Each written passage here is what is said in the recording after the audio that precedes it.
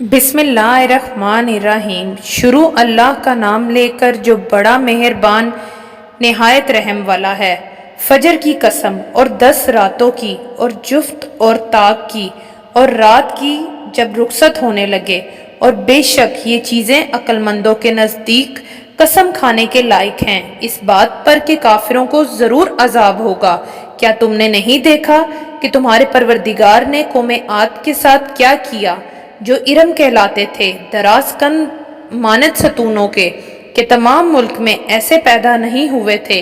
اور سمود کے ساتھ کیا کیا، جو وادی قرا میں چٹانیں تراشتے تھے۔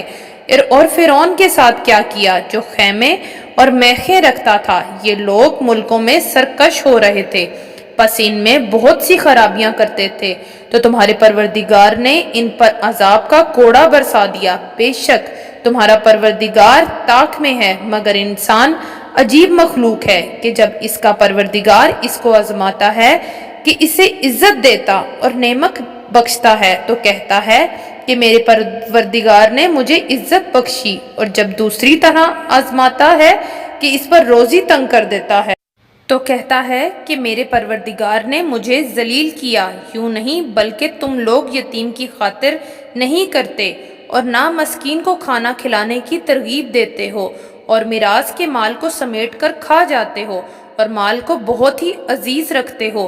یوں نہیں جب زمین کوٹ کوٹ کر برابر کر دی جائے گی، اور تمہارا پروردگار جلوہ فرما ہوگا، اور فرشتے قطار در قطار آ جائیں گے، اور دوزخ اس دن سامنے لائی جائے گی، تو انسان اس دن سوچے گا، مگر اب سوچنے سے اسے فائدہ کہاں مل سکے گا۔ کہے گا کاش میں نے اپنی اس زندگی کے لیے کچھ آگے بھیجا ہوتا، تو اس دن نہ کوئی اللہ کے عذاب کی طرح کا عذاب دے گا اور نہ کوئی اس کے جکڑنے کی طرح جکڑے گا۔ اے اطمینان والی جان، اپنے پروردگار کی طرف لوٹ چل، تو اس سے راضی، وہ تجھ سے راضی، سو تو میرے خاص بندوں میں شامل ہو جا اور میری بہشت میں داخل ہو جا۔